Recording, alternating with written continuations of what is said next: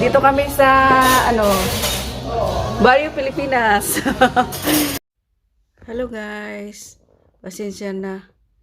Kinuha ko yung sounds kasi may music. Baka ma-copyright ako. Kaya pasensya na, wala kaming sounds. Kumain kami kanina guys sa Barrio Pilipinas. Dito sa Den Haag, dito sa Netherlands. Kasama ko yung mga kaibigan ko. Nilibre nila ako. Lagi na lang ako ng libre, nakakahiya. At saka ang sarap dyan, mga pagkain nila dyan. Tsaka yung mga trabante dyan, mga Pilipino. Tapos, ayan, malaki rin yung tindahan nila. Matagal na yan dyan. Kaya pasensya na kayo guys at ginawa ko yung yung sounds namin kasi may music. Kaya, ayan. Walang sounds. Barrio Pilipinas, sabi niya. Kain tayo guys. Nagmamadali kasi yung mga kasama ko kasi mayroon pa silang appointment. Yung in-order lang namin, yung mabilis lang na lutuin. Yung pansit at saka yung inasal na manok. Kaya, ayan, nagmamadali na kumain kasi pagkatapos niyan, pupunta pa kami sa sa money transfer kasi magpapadala sila ng pera sa mga pamilya nila. Tapos ako shopping, maghiwalay-hiwalay kami pagkatapos namin kumain dyan. At pupunta sila ng magpamassage daw sila. Ayan. Masarap yung pansit tsaka yung inasal masarap. Lalo na yung sausawan ng sarap. Kaya guys, pasensya na. Hindi nyo maririnig ang pinag-usapan namin. Ganda sana kung mayroong sounds. Yung maririnig yung pinag-usapan namin kaso lang may music kasi. Kaya baka makapiright na naman ako. Kaya ito, kumain na lang kami ng kumain. Ganda pa sana, ang ganda ng pagkuha ng camera ko kasi kuha lahat ng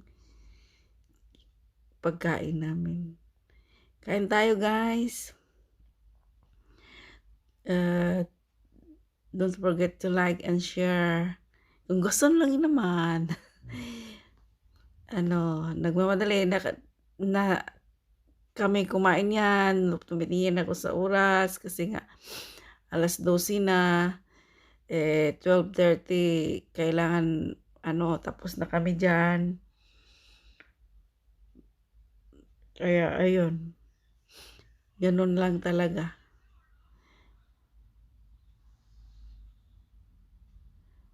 Ang sarap ng pagkain nila dyan. Yung yung ininom ko yung yung mango shake, masarap. Saka yung sila, tubig lang sila. Ewan ko sa kanila. Bakit tubig lang?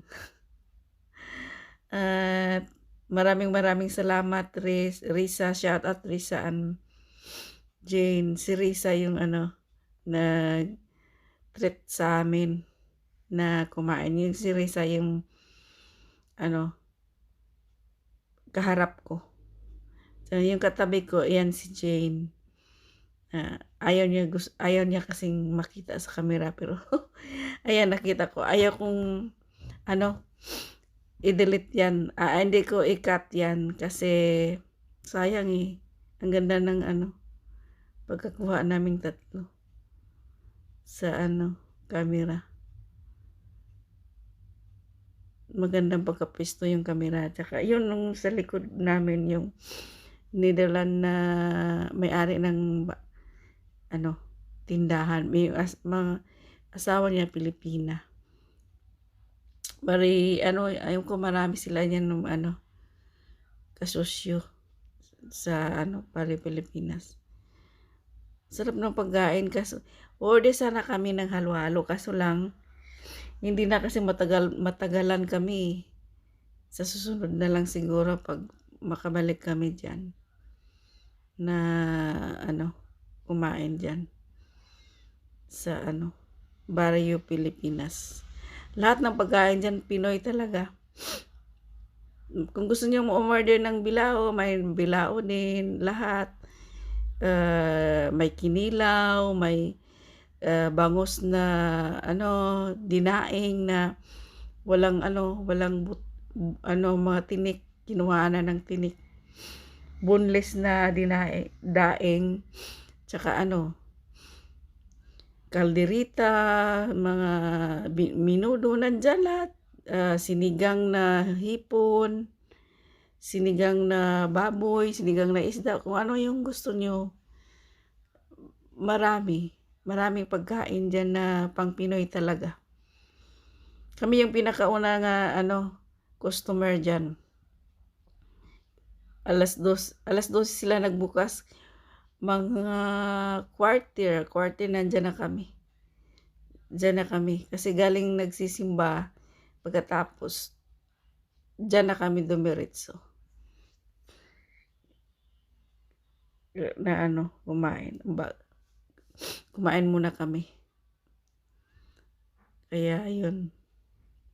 Kaya, guys, thank you for watching. See you on next video. Sarap, ang saya pa naman ng pinag-usapan namin. Kaso lang, hindi pwede kasi may music. Ang music pa.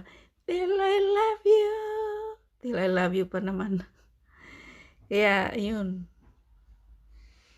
Hindi pwede. Sayang. Wat gaan we eten vanavond? Bami soup. Okay. Yeah, yun. Mamaya pa ako. Nandito na nga pala ako sa bahay. Maya nandito gagawa ako ng siomai at saka lumpia. Kasi may kakainin namin pang snacks lang sa bahay. Kaya ayun. Sarap ng pagkain namin, no. Yung pansit ang sarap.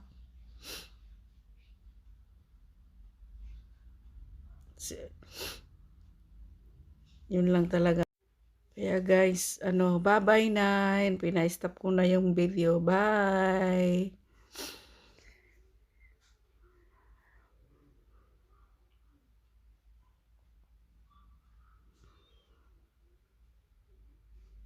Thank you for watching. See you on next vlog. Bye-bye!